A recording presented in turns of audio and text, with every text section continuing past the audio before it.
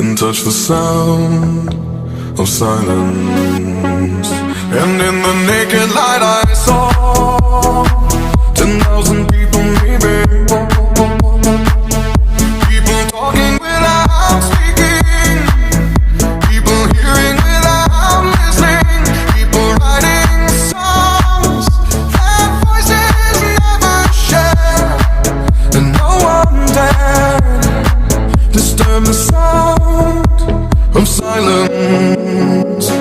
Fool said, you do not know. Silence like a cancer grows. Hear my words and I might teach you. Lay my arms and I might reach you. But my words, like silent raindrops fell and echoed in the wells of silence.